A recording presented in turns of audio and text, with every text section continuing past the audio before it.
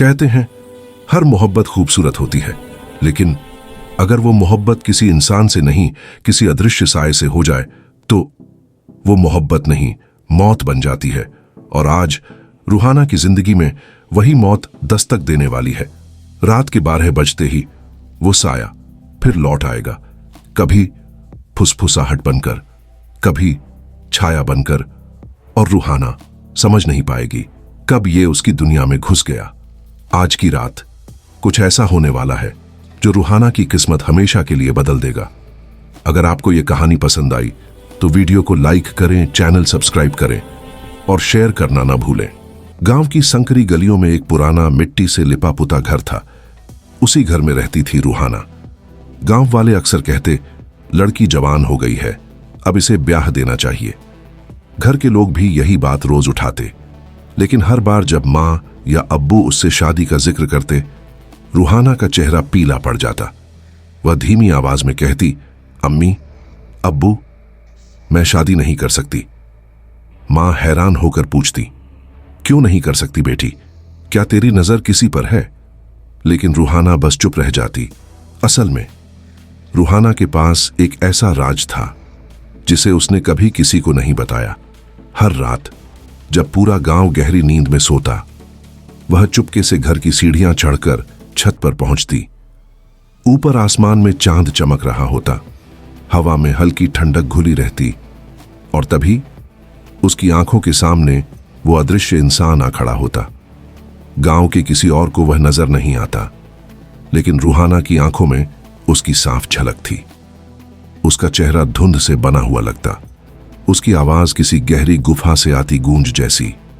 वह अक्सर कहता, रूहाना, तू मुझसे डरती क्यों है? मैं तेरा हूं, और एक दिन मैं जिंदा जिस्म लेकर आऊंगा, फिर तुझे हमेशा के लिए अपनी बाहों में भर लूंगा। पहली बार जब उसने यह सुना था, रूहाना कांप गई थी। उसने हकलाकर पूछा था, तुम कौन हो? क्यों मेरे पीछे हो?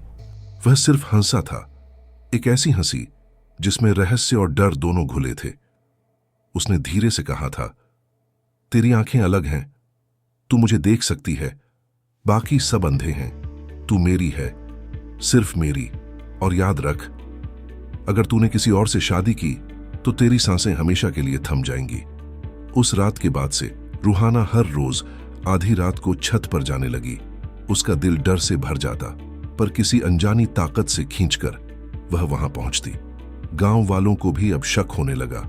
औरतें आपस में कानाफूसी करती, ये लड़की ठीक नहीं है, रात को कौन बात करता है इससे, अकेली छत पर खड़ी रहती है, मुझे तो लगता है इसके ऊपर जिन्न का साया है। धीरे धीरे गांव में अफवाह फैल गई कि रूहाना पागल है। कई लड़के वालों के घर से रिश्ता आया, लेकिन जब तक रूहाना खुद मना नहीं करती, उसके बारे में सुनकर ही लोग पीछे हट जाते। उसके अब्बू का गुस्सा दिन ब दिन बढ़ता गया। एक दिन उन्होंने डांट कर कहा, रूहाना, तू हमारी इज्जत मिट्टी में मिलाएगी क्या? लोग हंसते हैं हम पर। कल से किसी से यह मत कहना कि तू शादी नहीं करेगी, समझी? रूहाना की आंखें भर आईं। उसने कुछ नहीं कहा, बस कमरे में जाकर चुपचाप बैठ गई। लेकिन उसके दिल के अंदर एक तूफान चल रहा था। वह सोच रही थी, क्या सचमुच मैं इस अदृश्य शख्स की हूं? क्या सचमुच अगर मैंने शादी की तो मेरी जान चली जाएगी? और अगर ऐसा हुआ तो मेरे मां बाप का क्या होगा? उनकी इज्जत कहां जाएगी?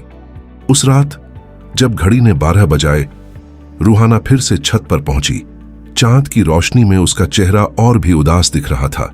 वो कांपते होठों से बोली, तुम मेरे पीछे क्यों पड़े हो? मैंने तुमसे क्या मांगा है? हवा में एक ठंडी सरसराहट हुई, और फिर वही आवाज जो उसकी रूह को छू गई, क्योंकि तू मेरी किस्मत है रूहाना, मेरी अधूरी सांसों का आखिरी टुकड़ा। जिस दिन मैं इस दुनिया में जिंदा जिस्म लेकर आऊंगा, उस दिन तेरा और मेरा मिलन होगा। कोई हमें अलग नहीं कर सकेगा।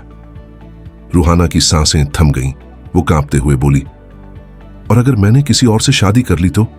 हवा एक पल को थम गई, फिर वही आवाज लौटी, और भी ठंडी और भी गहरी, तो तेरी सांसें थम जाएंगी।